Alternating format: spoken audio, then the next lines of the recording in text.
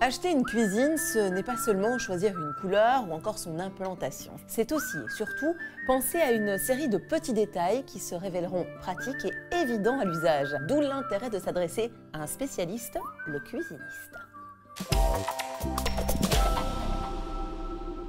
Alice et Jean ont décidé de changer de cuisine. Alors, soit ils la dessinaient et la montaient eux-mêmes, soit ils allaient dans un showroom pour bénéficier de vrais conseils. C'est ce qu'ils ont décidé pour éviter tout stress. Sur place, ils découvrent plein d'idées pour s'inspirer. Aujourd'hui, la cuisine est devenue le symbole de la convivialité dans la maison. On y passe d'ailleurs beaucoup plus de temps, donc il est essentiel de se faire bien conseiller. Bonjour, bienvenue. Bonjour, merci. Vous avez regardé un peu notre showroom? Parfait. Oui, on a fait un tour.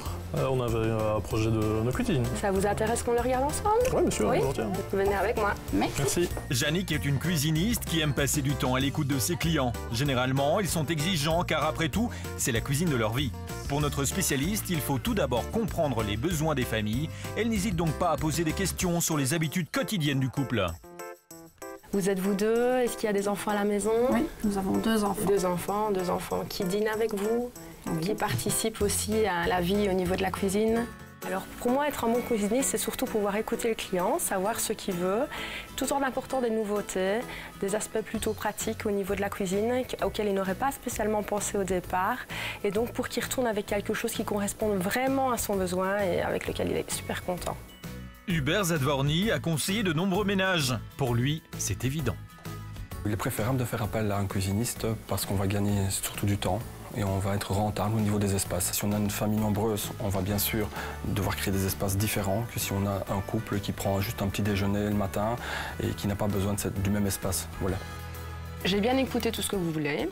On va maintenant établir une idée de votre projet. Mais dans ce que vous m'avez demandé, il y a des choses qui ne fonctionnent pas tout à fait. Donc on va un peu regarder ensemble les petits soucis. Et alors je vais vous faire une proposition pour cette implantation. D'accord. Jannick emmène ensuite Aline et Jean voir plusieurs modèles différents, du plus design au plus traditionnel. Elle leur révèle plein d'astuces, comme celle-ci, parfaite pour les espaces réduits. Il y a de vraies astuces pour les petites cuisines, ce sont les tiroirs. Les tiroirs permettent une ouverture à 100%. Et alors là, on a une vue à 100% en longueur, en largeur et en hauteur de ce que l'on veut aller chercher dans ce tiroir. On va rentabiliser vraiment les espaces. Et pour les meubles en coin, il existe des solutions super pratiques, mais ce n'est pas tout.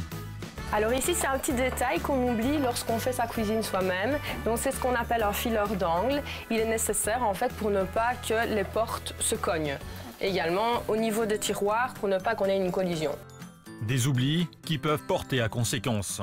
Les erreurs principales qui seront faites au niveau du particulier, c'est qu'il va oublier toutes ces petites pièces qui ont leur importance. C'est ce qu'on appelle les petits fileurs, les petits éléments qui font la liaison entre la cuisine et les murs, la liaison entre les deux meubles, les petits éléments de finition, ce qu'on appelle les joues, qui vont protéger la cuisine lorsqu'on lave la cuisine, lorsqu'on lave le sol. Les erreurs principales faites par les particuliers sont des erreurs d'implantation, de positionnement en hauteur, c'est important, et de choix de certains électrodes qui leur correspondent ou pas. Des solutions d'implantation à la bonne hauteur pour les hôtes et les autres électroménagers. Une sélection des appareils en fonction de l'utilisation et plein d'astuces rangement. Tout cela fait partie des conseils avisés de Jannick. Au final, Aline et Jean repartent avec un projet sur mesure pour un prix d'usine vraiment compétitif.